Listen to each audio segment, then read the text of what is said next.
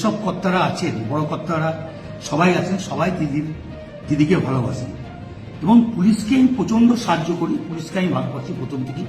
Police বিপদে পড়লে পুলিশের পাশে আমি দাঁড়াই। পুলিশকে গাল দেওয়ার কথা আমি কোনদিন ভাবতেই পারি না। পুলিশকে গাল কেউ যদি দেয় আমি তাকে অপমান করি, এটা আমার বরাবরকার স্বভাব। এবং পুলিশের যখনই যে কোনো এসপি হোক,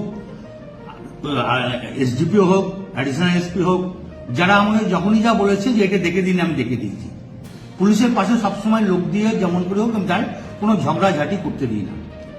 আমি খুব দুঃখিত, কারণ আমি ওষুধ ফষুধ ডাকতে খাই তো অনেক ঘুমের, আর আমি এখন 10টার সময় ঘুমিয়ে যাই এবং ঘুমের ট্যাবলেটও খাই।